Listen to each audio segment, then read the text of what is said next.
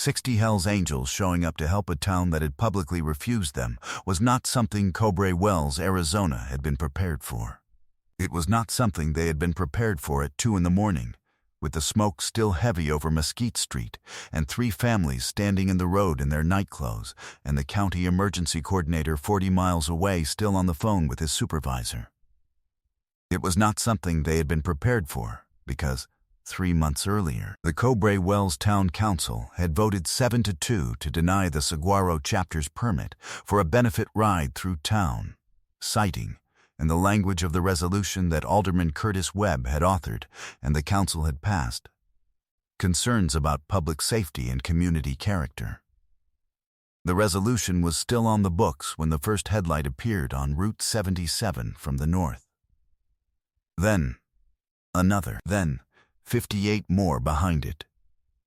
They came in through the smoke with their engines low, the whole column moving at 20 miles an hour down the main road toward the orange glow on Mesquite Street, and they did not stop at the edge of town to ask permission. Nobody asked them to. Nobody would have thought to. At 3 in the morning, with the fire still moving in the dry October wind, and the fire department 2 trucks short of what the situation needed. It had started 11 hours earlier, on a Friday afternoon in the high desert 12 miles north of town, when 60 men had made camp beside a dry wash for their annual fall run. And it had started 3 months before that, in the way that the things which matter most always start, quietly, without drama. In a room where the wrong decision got made and nobody was there to argue it the right way. Route 77 cuts through the high desert north of Tucson in long straight lines that follow the contour of the land without apologizing for it, passing through towns that have been there since the copper was worth mining and have stayed since for reasons that are harder to name than copper. Cobre Wells was one of these. 200 people on the floor of a shallow valley between 2 ridges of saguaro-studded rock, with a main street that still had a working hardware store and a diner that had never changed its pie, and a civic pride rooted in the specific stubbornness of communities that have survived enough things to know what they are made of. What Cobre Wells was made of on the night of the 14th of October was smoke and fear and the ordinary chaos of a fire moving faster than anyone had planned for. The fire had started in the equipment shed behind the old Cobre Wells Elementary building, which had been repurposed 3 years earlier into a community center and which sat at the corner of Mesquite and 2nd. The shed held riding mowers, extension cords, 2 propane tanks, and enough dry brush piled against its east wall to give the fire everything it needed. By the time the first 911 call came in at 1:47 in the morning, the shed was gone, and the east wall of the community center was going with it, and the wind had carried embers to the roof of the house directly across Mesquite Street, the house at number 12, where Agnes Frida Marsh had lived for 47 years. She had gotten out. She had gotten out with her coat and her shoes and the instinct of a woman who has spent 74 years making quick decisions and trusting them, and she was standing on the opposite side of Mesquite Street in a neighbor's coat. Hers had gone back inside when she'd gone back inside to try to reach the box under the bed and found the smoke too thick, watching the fire department work on what had been her front porch when Pete Tarver came down Route 77 toward the orange line on the horizon. Before we get to what Pete found on Mesquite Street, hit subscribe and drop your city in the comments. I want to know where this story reaches. I read every single one. Now, back to Route 77. Back to 2 in the morning. Because what came down that road in the next 20 minutes would change what Cobre Wells understood about the men they had told to stay out. Pete Tarver had been road captain of the Saguaro Hells Angels chapter for 8 years, and had smelled smoke before in the way that a man who has been sleeping in the desert for 20 years smells smoke. Not with alarm, not yet, but with the specific attention of the body registering something that the mind hasn't caught up to. He had come awake at 1:53 in the morning on the floor of his tent, lying still for 3 seconds, identifying the smell. Then he had unzipped the tent and stood up and looked south. The horizon in that direction had an orange quality that had nothing to do with the time of night or the season. He was 53 years old. He had a face that had been made by decades of Arizona's sun and wind into something that could have been carved from the landscape itself. The lines deep, the color fixed, the eyes pale brown under heavy brows that gave him a look of permanent consideration. When he stood at the edge of the camp looking south with the October cold coming in off the desert and the smell of smoke thickening in the air, 41 sleeping men behind him and the orange line growing on the horizon, he did not hesitate. He sent one message to the chapter group. It said, "Fire south on 77. I'm going. Follow when you're up." He did not wait for replies. He was already on his bike. He had been riding toward Cobre Wells for 7 years, in the way that certain men ride toward things that are unfinished, with the same annual fall run, the same campsite on the dry wash, the same stretch of 77 that took them through the valley and back around through the desert to the east. He knew this road. He knew how Cobre Wells sat at the end of it. The main street, the hardware store, the diner with its pie and its Thursday regulars. He also knew the resolution.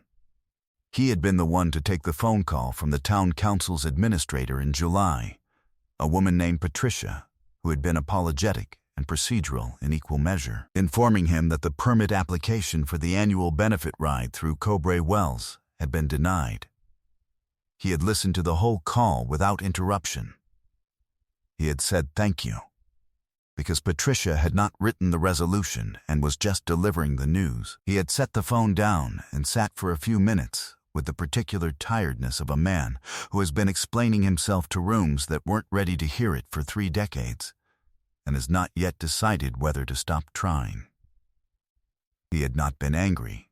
He had been tired in the way you get tired, when you have been doing something for a long time and the thing keeps asking you to prove it deserves to be done. He had set the phone down and sat for a few minutes, and then he had typed the chapter message saying the permit had been denied. And he had whispered something to himself that he wouldn't have said aloud to anyone, which was, "We'll go around." The resolution was still on the books. It would still be on the books when he came down Mesquite Street, an hour from now, which was also when it would stop mattering. Agnes Frida Marsh was 74 years old and had been standing on the east side of Mesquite Street for 41 minutes when Pete Tarver's headlight appeared at the north end of the road. She had moved twice in those 41 minutes, once closer to the house, when she thought the fire department had it controlled, and once further back, when she understood they did not. She was wearing her own shoes and a neighbor's coat, a man's Carhartt that came to mid-thigh on her, and whose sleeves she had pushed up twice and was pushing up again. She was watching the fire department's second truck work the roofline where the embers had taken hold, and she was doing what she had been doing since she got out of the house and understood that the box under the bed had not come with her, which was standing very still and being 74 years old, with everything she owned in the world reduced to a coat that wasn't hers, and the shoes she had been quick enough to put on. Agnes had lived in Cobre Wells her entire life, had been born in the hospital that closed in 1987, and educated in the elementary school that was now on fire, had married Leonard Marsh in 1973 and raised 2 sons in the White House on Mesquite Street, and kept the house after Leonard died in 1998 because leaving would have been leaving him. She had been the town's unofficial historian for 31 years, not by appointment, not by title, but by the specific initiative of a woman who understood that nobody else was going to do it, and that the doing of it mattered. She kept a box under her bed with photographs of every Cobre Wells event since 1971, organized by year in manila envelopes, 847 photographs in all. The box was in the house. She had gone back for it. That was why she was wearing a neighbor's coat. She had gone back at the first sign that the smoke was thinning, and had made it as far as the hallway before understanding that the smoke was not, in fact, thinning. It was shifting. And the shift had brought it toward the front of the house, and she had turned around and come back out with nothing. Her one consoling habit, the one thing she had done every morning for 31 years, was to look at the cactus wren feather she kept tucked into the frame of her dresser mirror. She had put it there the morning after Leonard died. He had loved cactus wrens, had kept a notebook of every sighting in their backyard, and she had found the feather in the grass and put it in the mirror frame because it was small and specific and his. And those were the qualities she needed in the morning light. She had looked at it every morning for 31 years, without fail. The dresser was in the bedroom. The bedroom window was where the worst of the smoke was coming from. She stood on the east side of Mesquite Street, and she did not cry, because crying was not going to help the fire department, and it was not going to help Agnes Marsh, and she had been making that calculation her whole adult life. She stood and she watched, and she waited for the morning the way certain people wait for things, with the full knowledge that it is coming, and the full weight of what it is going to find when it arrives. Pete Tarver came down Mesquite Street at 15 miles an hour, reading the situation the way he read every situation he arrived at ahead of everyone else, which was through the details that other people hadn't organized yet. Where the trucks were, where the hose lines ran, what the wind was doing, who was standing in the street and why they were standing in the street and not somewhere else. He saw Agnes before he stopped the bike. She was the only person on the east side of the road standing completely still. Everyone else, the fire department personnel, the 3 families who had come out of the adjacent houses, the 2 men from down the block in their flannel pajama tops, was in motion, adjusting, reacting, speaking to each other in the specific animated helplessness of people who are present at a crisis but have nothing to do. She was still. She was looking at the house. He put the kickstand down and walked across to her. The smoke had thinned slightly on this side of the road, and in the quiet between the fire department's water bursts, she was the only still point on the street, alone in the particular way of people who have just had the ground removed from under them and have not yet decided what to stand on. "Ma'am," he said, "are you hurt?" She looked at him. She looked at the cut, the death head, the California rocker, the road captain patch, and she made the same quick calculation she made about everything, which was not whether to be afraid, but whether this was something she needed to be afraid of, and she arrived at an answer. "No," she said. "I'm not hurt. Is there anyone inside?" "No, I was the last one." He nodded. He stood beside her, not in front of her, beside her, the way you stand with someone when you are not there to be looked at. And he looked at what she was looking at, which was the house with its roof still holding and its front porch going, and the fire department's water arcing against the east wall. "That's your house," he said, not a question. 47 years, she said. The street went silent between water bursts. Just the wind moving through the saguaro on the ridge above the town. Just the 2 of them standing in the smoke looking at what 47 years had been. Behind him, down Route 77 to the north, a sound was beginning to build. Low at first, the way sounds begin in the desert night, traveling farther than they should in the cold, clear air. She heard it before she understood what it was. He heard it and knew immediately. He looked over his shoulder. The headlights came in through the smoke on Route 77, first as single points, then as pairs, then as a line that stretched back further than the road's bend allowed her to see. 59 motorcycles, The whole chapter, moving in formation down the road toward Mesquite Street, with their engines low and their headlights cutting through the smoke that had drifted across the highway. Agnes Marsh watched them come. She had lived in Cobrae Wells her whole life. She had attended the town council meeting in July, where Alderman Webb had read the resolution aloud and the vote had been taken. She had not voted. She had not been on the council, but she had been in the room, and she remembered thinking at the time that the men the council was refusing to hear were the same men who had raised $11,000 for the Gutierrez family's medical bills the previous spring, and that it was possible the council was making a mistake, and that it was not her meeting to stand up in and say so. She thought about that now, watching 59 headlights come through the smoke. "Those are yours," she said. "Yes," Pete said. The column turned onto Mesquite Street and pulled to the curb in a line that ran from the corner all the way back to 2nd Street. Engines cut, one by one, from the front of the column to the back, until Mesquite Street went silent in the specific way it goes silent when a large sound has been present and then is not. A silence with weight to it, the weight of all those engines still felt in the chest after the sound has stopped. The only sounds now were the fire department's equipment and the October wind and 59 men getting off their bikes and looking at what was in front of them and deciding, without being told to, what needed to be done. What they did in the next 4 hours was not complicated. It was not dramatic. It was the kind of work that disaster produces and that gets forgotten in the accounts afterward, because it did not involve a single large moment. It involved 60 specific small ones. Repeated, they moved debris.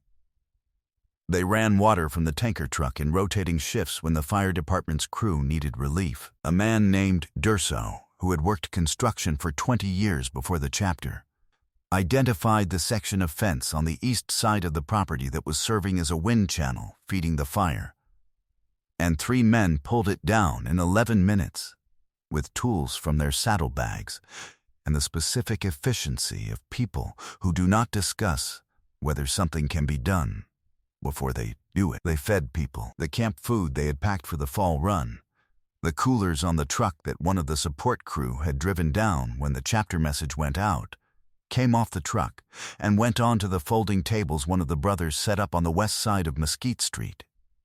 And the families standing in the road ate from them because nobody had told them not to, and because it was 2:30 in the morning and the children were cold and confused, and a plate of food was something you could give a child that had a visible effect.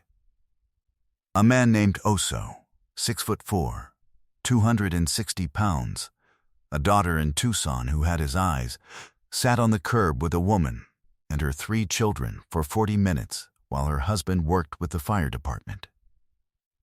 He did not say much. The youngest child, a boy of about 4, climbed onto his knee at some point, and Oso let him, and the boy fell asleep sitting there on the curb on Mesquite Street with his head against a Hell's Angels cut. And his mother watched this happen with the particular helpless gratitude of someone who has just run out of ways to hold everything together and has found that one of the pieces has been held by someone else without being asked. Curtis Webb arrived at the site at 3:15, having been woken by the emergency coordinator's call. He was 61 years old and had been on the Cobrae Wells Town Council for 9 years, and he was a man who believed in order and procedure and the specific safety of systems. Believed in them the way certain men believe in things they have arranged their lives around. Not because they have tested the belief, but because the belief has never yet cost them anything. He stood at the corner of Mesquite and 2nd and looked at 60 Hell's Angels working alongside the Cobrae Wells Fire Department in the smoke and the cold at 3 in the morning, and he looked at the folding tables with the food on them and the families eating, and he looked at the large man on the curb with the sleeping child, and he looked at the resolution he had written in July and the vote he had called and the language about public safety and community character, and he did the thing that certain kinds of men find the hardest, which was to be wrong in public without anyone pointing it out to him. He walked to where Pete Tarver was standing, and he stood there for a moment. "Tell me what you need," he said. Pete looked at him. He recognized the man. He had seen the photograph in the Cobre Wells dispatch when the resolution passed. He looked at him the way he looked at most things, with full attention and without hurry. "A place for these families to sleep tonight," Pete said. "Somewhere warm. Not the parking lot." Curtis Webb nodded. He took out his phone and made 3 calls. By 4 o'clock, the Cobre Wells Baptist Church Fellowship Hall had been opened and cots were going up. And the county emergency coordinator had arrived. And the situation on Mesquite Street had become something that looked less like chaos and more like the beginning of a plan. Agnes was still on the east side of the road when the fire was declared controlled at 5:47, the sky going from black to the specific gray-purple of a desert dawn that hasn't committed to color yet. She had refused twice to go to the fellowship hall, saying she wanted to be there when they could go in. The fire investigator told her she could walk the perimeter at first light, not before. Pete came back to where she was standing. He had been working for the last 2 hours, and his hands were dirty, and his cut had a streak of ash across the shoulder. He sat down on the curb beside her without asking, and she sat beside him, and they were both quiet for a moment. "The photographs," she said. "I had photographs of this town going back to 1971.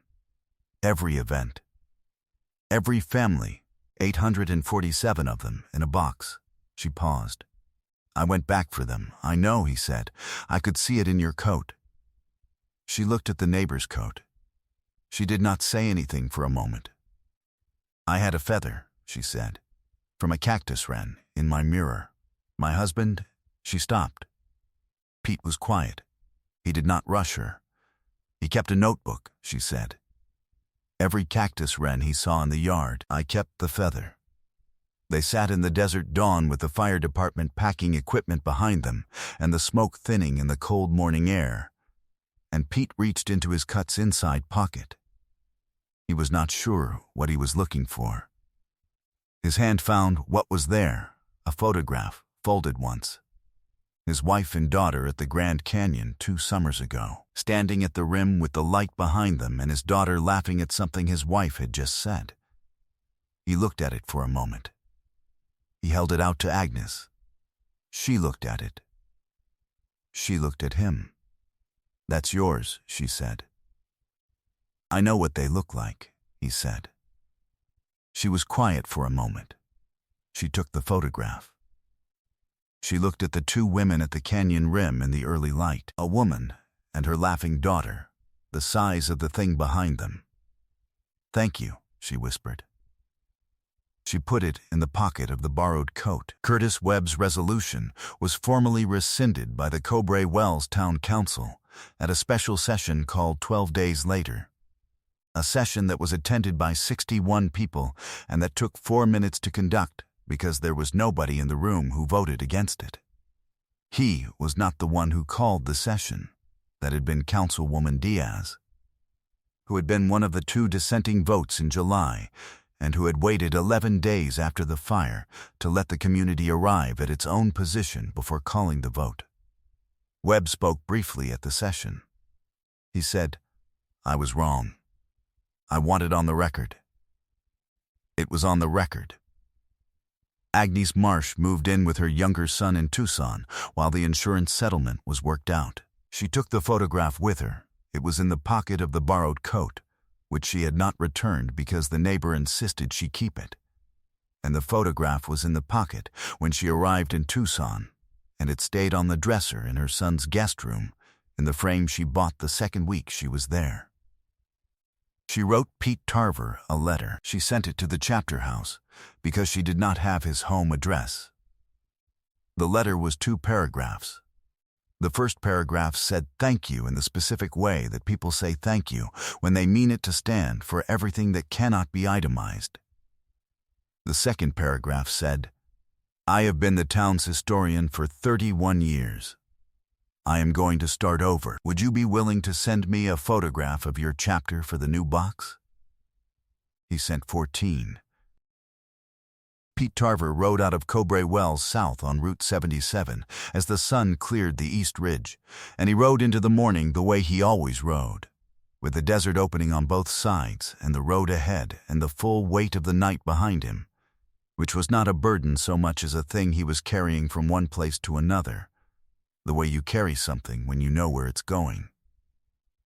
He thought about a woman standing still on a road while everything around her moved, waiting for the morning with the full weight of what it was going to find when it arrived. He thought about what it costs a town to be wrong, and what it costs a man to say so out loud. He thought about a cactus wren feather in a mirror frame. 31 years. Every morning, without fail, he rode south toward Tucson with the desert beside him, and the October sun coming in low from the east, and he did not look back at the smoke. Some towns decide what kind of people their neighbors are before they've had the chance to find out.